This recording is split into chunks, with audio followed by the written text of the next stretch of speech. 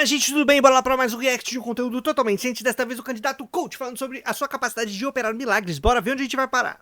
Eu estudei teologia também. E interessante é que o cristianismo não é uma religião, apesar de ser catalogada como, eu te provo. Jesus era judeu e o movimento dele era cristianismo. Ele não, eu sou seguidor dele. Se fosse uma religião, eu tinha que seguir a religião dele. Ele não deixou de ser judeu. Maria também era judia, ela não deixou de ser judia. Olha que louco. Eu acho que tu tá fazendo uma análise freestyle aí, cara. Freestyle não, cara. Total não foi Jesus que fundou a religião, foi Pedro, né? Não. Foi o Pedro. cristianismo é Jesus, o nome é Cristo. Total.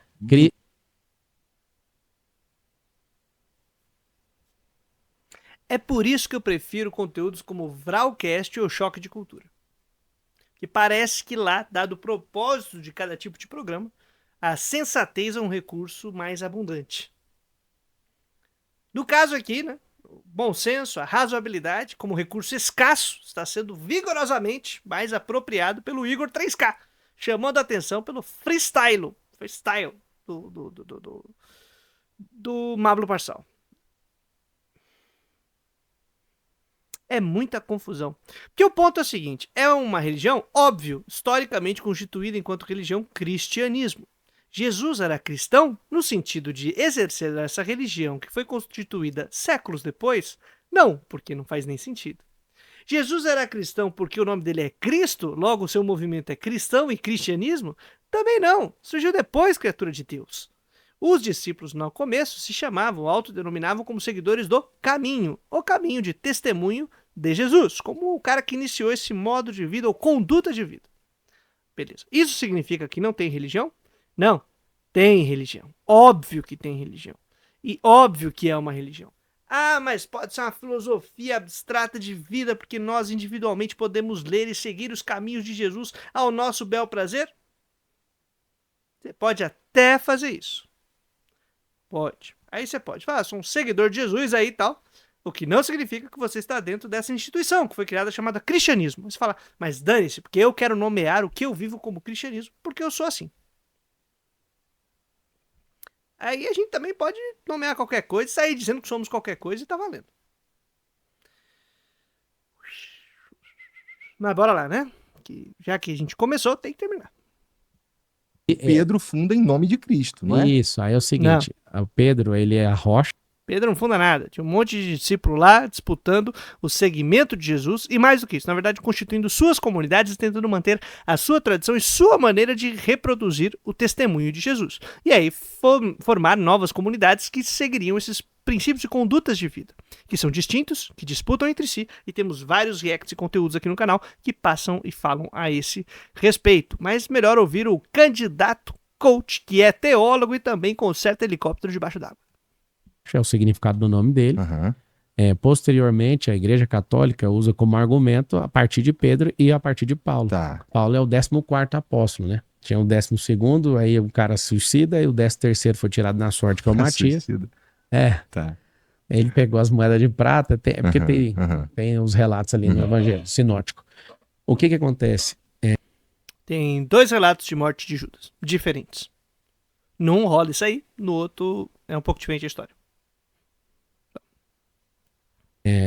O cristianismo é um estilo de vida. A Igreja Católica, Santa Igreja Católica, ela trouxe o Novo Testamento, né, no Concílio de Nicéia ali, a gente aprende a canonização dos livros do Novo Testamento, e há 500 anos atrás houve um rompimento e criou o protestantismo. Se você tirar evangélico, católico, tirar tudo, continua sobrando, o movimento dele, que é o movimento de perdão, perdoa 70 vezes 7, que dá 490 vezes por dia uma única pessoa. É um rolê astronômico que você tem que perdoar uma pessoa. É meio que tipo, uma vez infinito. A cada 5 minutos sem dormir.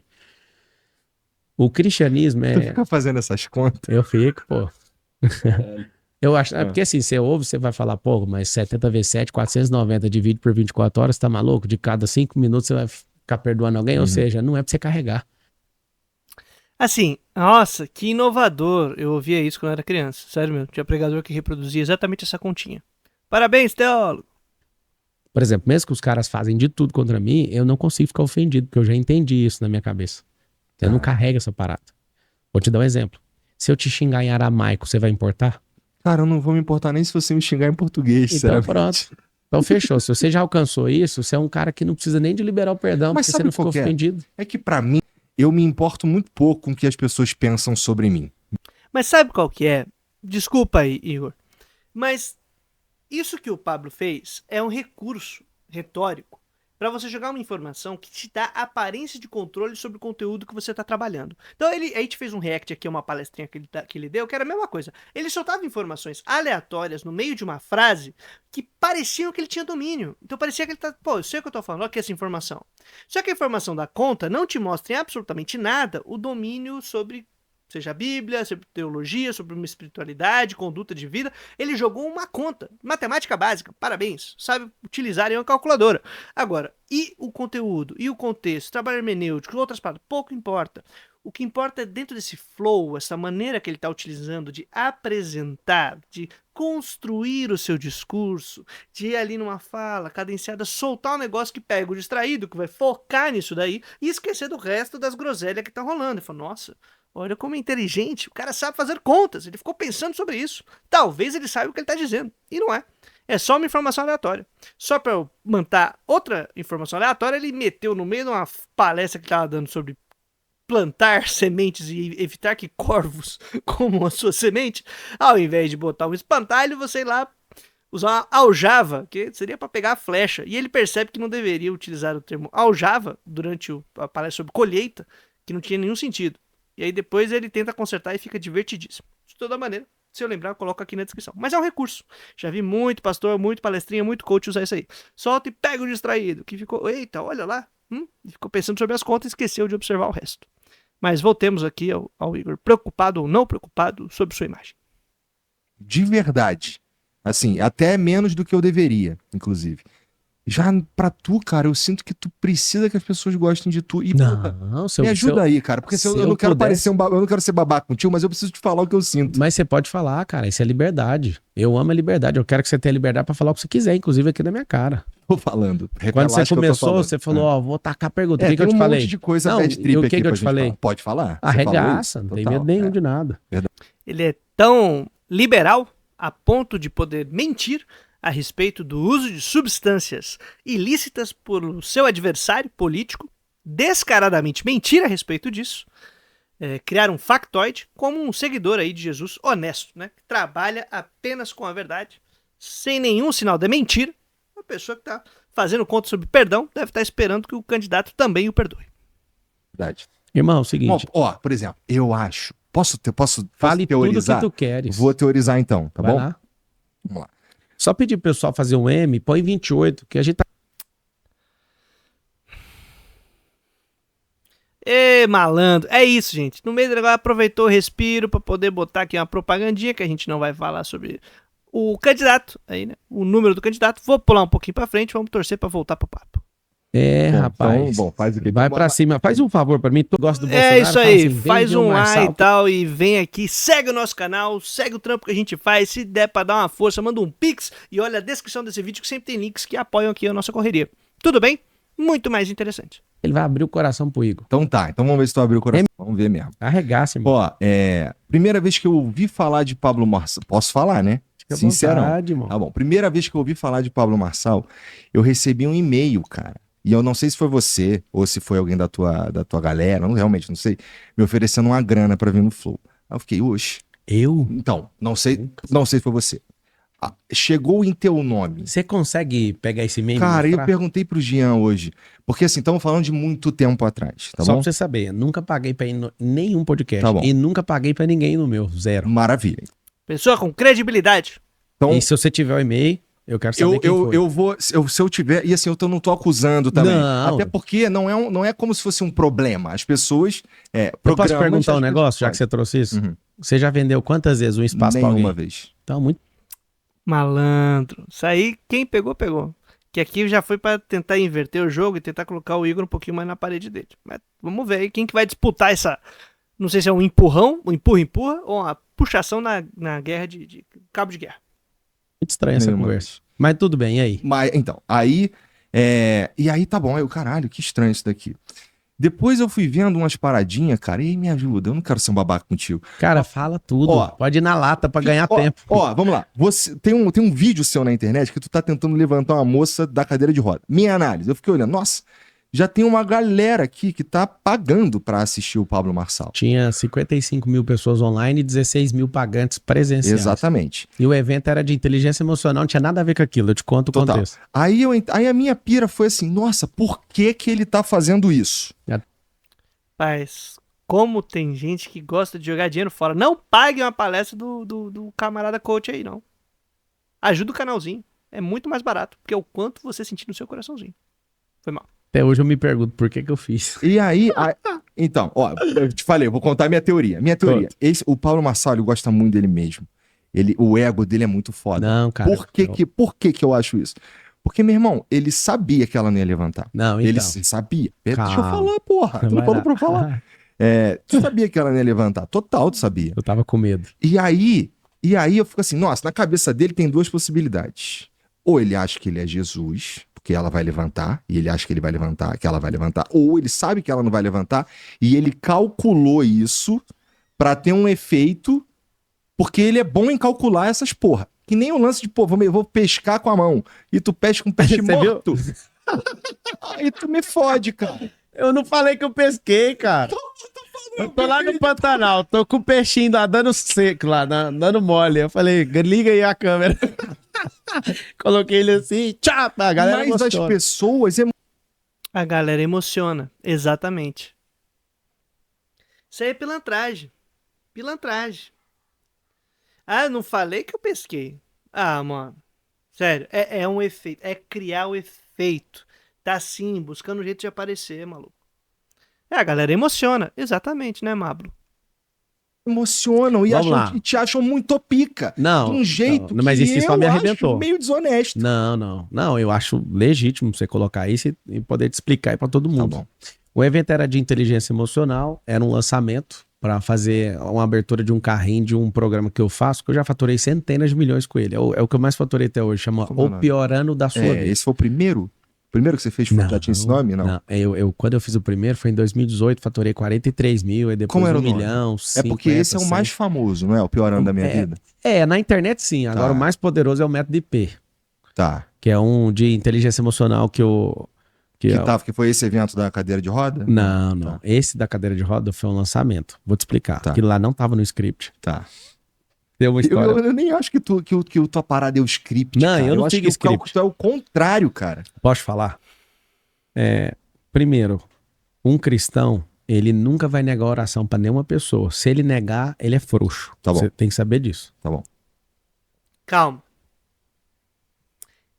Esses termos que o Pablo está utilizando já são muito perigosos. Como assim o cristão não vai negar e se ele negar ele é frouxo? Não. Peraí. A gente ora pelas pessoas, óbvio, como cristão, seguidor do cristianismo, inclusive, né? A gente aprende a orar pelas pessoas quando pedem. O que não significa fazer um espetáculo, ou utilizar um espaço com câmeras para fazer um espetáculo. Ou menos ainda, prometer algo que você não é capaz de dar. Se você ali, meu amigo, não sabia que era capaz, segurava a onda. Se era mesmo esse lance, é cristão e tá ligado que Jesus disse, não vai sair prometendo coisas que você não é capaz de cumprir. E se eu não me recordo mal, quando você termina e viu que a pessoa não levantou, você culpabilizou a senhora da cadeira de rodas. Você disse, é porque você não teve fé. Tirou o teu da reta. Tu tava pensando só em você, né, meu lindo? Tava pensando no seu. Fechar o seu. Se essa mulher levanta, glória. Se não, azar dela. Você tava pensando em você, velho. Então, o cristão que fizer isso é frouxo. Eu não sou frouxo. É isso que você quer provar? Tá de parabéns. E a responsabilidade pela vida da senhora? Da minha boca, você está ouvindo a minha declaração. Eu arrependi de fazer aquela oração num evento que não era conectado com aquilo. Entendi. Mas, irmão, o que você sentiu? Eu vou te contar. Porque pra mim é importante entender o que passou pela tua cabeça. Cara, eu vou te contar tudo. Aquele evento, que foi um evento marcante, chamado Generais do Reino. foi o evento. Mas não, tá? Não tá sendo usado aí gatilhos religiosos. Claro que não. Isso aí não tinha nada a ver com questão religiosa. Óbvio que não. Ah, conversa, mano. Olha o nome do bagulho. Para esse lançamento. Tava lotada a casa. 16 mil pagantes, mais 55 mil assistindo na hora, ao vivo. Quando eu fui fazer a oração, eu fiquei morrendo de medo, porque eu não queria, e ainda não quero, ser conhecido por essas coisas. Tá. Isso é uma parada minha. Uhum. Só que veio um sócio meu. Eu tenho muita dificuldade de acreditar, Pablo. Não, eu tô te falando a real, ué. Tá bom. Eu não quero ser conhecido, porque se eu quisesse, eu ia ficar caçando gente pra levantar. Tipo, então vou orar de novo. Ah, tá, por isso. Tá bom. Isso, tá bom. jamais. Eu sou um exímio educador, eu sou andragogo, eu sou da hora, eu gosto de dar aula, esse é meu rolê. Já vi você falar várias paradas maneiras mesmo. É, cara. Em sua defesa. Eu tenho 20 mil horas de fala por baixo. Eu sou falador desde 2005, que eu virei instrutor de treinamento nessa empresa de cal. Falador passa mal, né, meu amigo? O problema é que você acabou de fazer alguém passar mal, né? Porque, de novo, eu me arrependi. E a pessoa que tá lá? E a responsabilidade com a vida daquela senhora? Ah, olha, não foi legal, né? É, sim, e a pessoa, cara, esse é o negócio. Na hora, você tava pensando em quem? Call Center, em 2006 que eu virei instrutor. Resumindo, um sócio meu tava atrás, chegou empolgado e falou, cara, ela tem fé que ela vai levantar. Puta. E eu falei, cara, o que tem a ver eu mexer com isso agora? Aí eu me senti covarde de falar, cara, eu vou mandar essa manhã vazar fora e vou continuar a aula. E tava maravilhoso, tava correndo tudo bem. E ela olhou pra mim com aquele olhar e eu falei, cara, eu vou orar por ela. Aí meu coração disparou e eu fiquei com medo. Minha sensação ali naquela hora era medo dela levantar. Eu acredito em milagres, sabe por quê? Porque eu já cansei de ver isso. Às vezes você fala, pô, eu sou ateu, não acredito, é porque você não tá em ambiente. Não, nem sou ateu. Bom, eu tô falando o cara que tá assistindo. O cara tá assistindo, ele fala, poxa, eu não acredito nisso aí. Cara, vai na Assembleia de Deus pra você ver, acontece milagre. Tem canalhas, tem gente que faz loucura, tem gente que é estelionatário, isso aí tem em todo lugar. Ser humano, e dependendo do lugar, vai ter. Um sócio meu tava atrás, e um cara falou, eu não acredito que o Pablo tá fazendo isso. Aí ele falou pro sócio meu assim, é real isso? Aí eu nunca esqueço da resposta. Meu sócio falou assim, o Marcos, é tão real que ele orou e a mulher não levantou, cara. E aí, cara, eu orei por ela, ela não levantou. Eu acabei levantando ela, eu tava abalado ali, imaginando, ela vai andar. Quem tem a fé cristã, na palavra fala assim, que quem tiver sinais, vai acontecer sinais, prodígios e maravilhas, e vocês vão fazer obras maiores que Cristo. Uhum. Eu não tô de brincadeira, eu acredito nisso.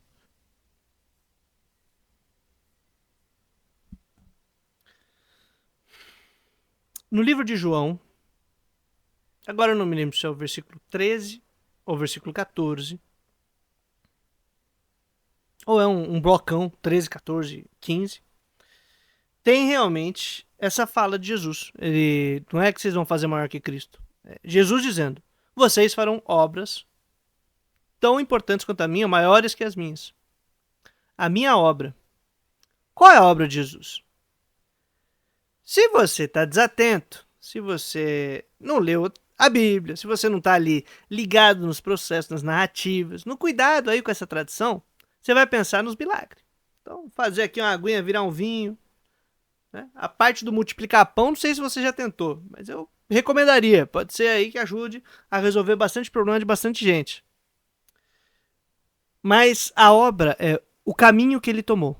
Inclusive, já que a gente começou esse papo todo com o cristianismo, seguidores do caminho, esse é um dos porquês que utilizava o nome do caminho. Nesse trecho de João, tem a Páscoa, Jesus faz o esquema da ceia, lava os pés dos discípulos, fala pra galera que tem que seguir o caminho dele, fazer como ele, que ele é mestre, então ele se faz de servo, então que ele faz o lava-pés, lava o pé da galera, limpa o pé da galera, fala que, cara, quer saber como é que é meu seguidor? Ame. Amo uns aos outros, e aqueles que amam serão reconhecidos como meus seguidores. É isso que marca. E ele fala, e vem no meu caminho. Aí eles começam, mas qual que é o teu caminho? O caminho do Pai, o caminho de seguir aí essa vida, essa conduta, o modo de vida que eu tenho apresentado para vocês. E é só no livro de João. Nos outros sinóticos, acho que não tem essa passagem. Nos outros livros não tem essa passagem, que são os evangelhos sinóticos. Mas no de João tem. A passagem, então, que ele fala, vocês farão coisas tão incríveis quanto minha caminhada. E a minha caminhada foi uma caminhada, um caminho, um jeito de viver, um modo de vida que é tal, que realiza, o que tem como efeito tais coisas. Que não são os milagres, não são os sinais. Não são os sinais. É a obra, o fazer, o caminhar. que é que eu produzi, como eu vivi, sigam o meu caminho, sigam esse testemunho. Uma interpretação possível, são muitas possíveis, mas que antes, por exemplo, Jesus conseguiu dar a vista a cegos, né? Um cego, outro cego, numa sociedade que excluía totalmente essas pessoas do convívio, especialmente se fossem pobres. No nosso caso, nós criamos relações e tipos de vida e cada vez mais dispositivos e mecanismos de inclusão de pessoas. Pessoas que agora podem, então, ter uma vida socialmente ativa, incluída, participativa, digna, a partir de recursos que dão vista a cegos. Ou poderíamos ampliar para a questão de inclusão das pessoas que são pobres e mais um monte de coisa que a gente poderia falar. Hoje, planejamento social para a melhoria da vida das pessoas, sei lá, são interpretações possíveis, são coisas tão grandes quanto.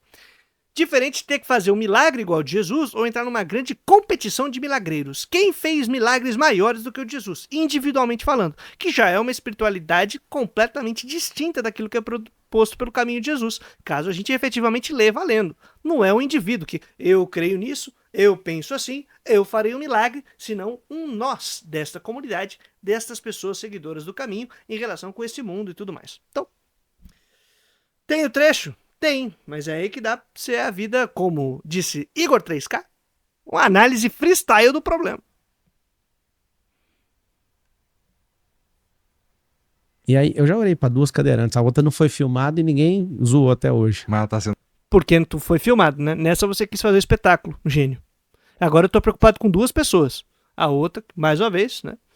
Sofreu na sua mão.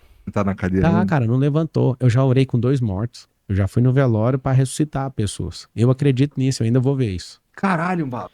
Aí já é a questão de internação psiquiátrica. Intervenção psiquiátrica, gente. Intervenção psiquiátrica. É uma questão de intervenção. Que isso, mano? Ô, bom senso, meu lindo. Tá indo no caminho ruim. Mas é ele, né? É o herói, o salvador, é o leitor, o teólogo, o fiel, o crente. Pode fazer o freestyle que quiser. O fato de eu ser um fracassado ainda, que as orações não funcionaram, não invalida que eu não vá conseguir. Eu quero ser um cristão que vê isso, porque isso aí pra mim é um certificado. Tu quer ser mais do que cristão, tu quer ser um enviado de Deus, pô. Exatamente. Tu quer acordar morto. Mas ele que falou, tá escrito. Vocês falam. Não! Tá escrito, mas o que isso significa? Qual que é o trabalho que vai ter de exegese, hermenêutica, cuidadoso, respeito com a tradição? Conversa com as pessoas aí, uma comunidade ativa que se reúne, se organiza e conversa a respeito disso. O que é que tá acontecendo? Mas não, aí é o lobo solitário do cristianismo. Sabe o bagulho todo aí, já vai fazer um milagre, vai ser Jesus na terra de novo. E não tá falando dos sinais, tá falando de uma obra, de modo de vida, do caminho a ser seguido. Farão obras maiores. Isso nem era tema pra eu discutir numa época de política, mas eu tô me abrindo aqui com mas você. É porque assim, as minhas questões com a chegada de Pablo Marçal à política tem mais a ver com isso, com que eu, sei lá, sem te conhecer, percebo como uma personalidade que putz, eu fico, cara. Pra mim é importante tu falar isso, no fim das contas, tá ligado? Resumindo, foi uma cagada. Eu acho que não era o momento apropriado. O que eu tomei de decisão logo depois que eu chamei o Nédio, que é um sócio meu lá que cuida dos Estados Unidos, ou a planta dos Estados Unidos, é ele que é gestor lá. Eu falei, cara, vai lá, termina, ora com ela. Eu tinha que ter feito isso. Se você perguntasse para mim o que você faria, eu não faria aquilo. Não era o momento daquilo. Tanto é que a gente chamou aquilo de culto, de igreja, que lá era um treinamento. E total, parecia um culto. Cara, não, tem um monte de coisa que acontece assim, que depois eu vou ver e eu falo, cara, como que essa merda aconteceu comigo? Não foi que aconteceu com você, você quis. Você tá criando uma situação nessa parada que eu acho que você não tá percebendo, Pablo, em que você é a vítima da situação. Vítima é aquela pessoa que chegou lá cheia de fé, porque você cria essa parada meio de seita, de que você faz a mágica, o pé e acontece, pesca peixe com a mão, né, dá soco em nariz de tubarão, faz esse negócio todo, faz a mágica, faz e acontece, a pessoa me levanta da cadeira, talvez seja até mais fácil. E aí, o Todo-Poderoso aí, pensando em si mesmo, foi lá fazer o negócio. Hoje eu não faria, porque não tá nem pensando na senhora, tá pensando, olha o constrangimento que me deu. Se não tivesse a câmera ligada, faria aí e deixa quieto. Isso é falta de responsabilidade com essa pessoa. Tá pensando só em você. Será que eu sou capaz de poder? Eu quero ver, eu quero fazer. Isso é meu certificado de crente. Não, cara, você não tá entendendo nada e tá fazendo a correria sozinho. Porra, tu procura.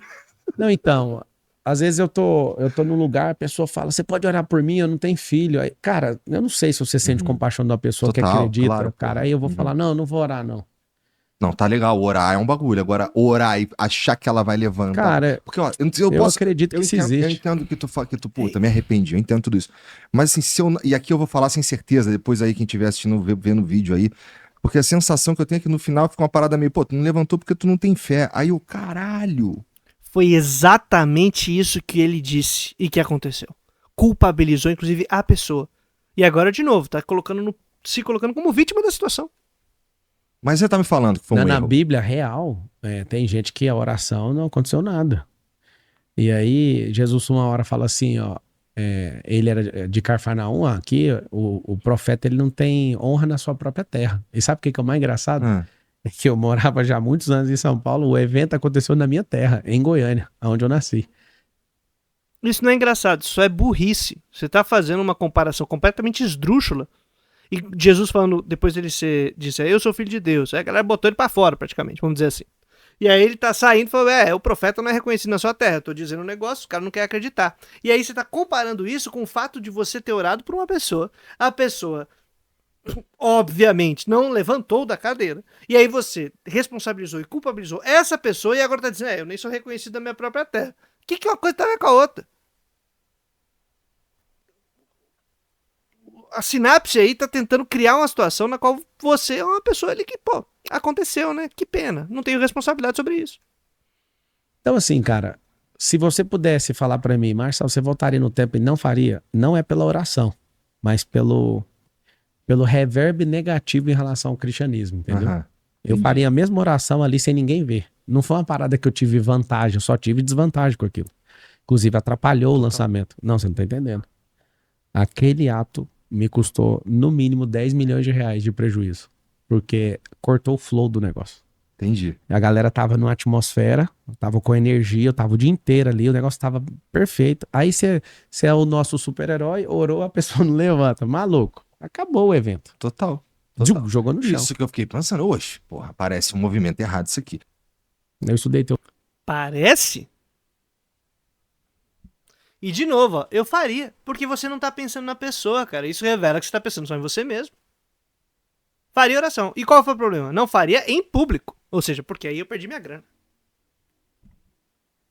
Sério que tem maluco que considera chamar esse mano como prefeito? Imagina.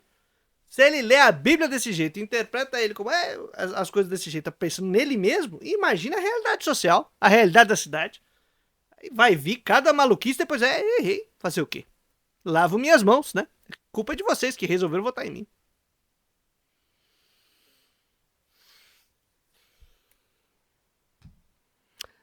Minha gente. No sofrimento, mas trazendo a boa nova todo dia útil até a vitória final. Seguimos essa loucura e vota direito, pelo amor de Deus, humano que tá acompanhando esse negócio e mora na cidade de São Paulo. Por favor.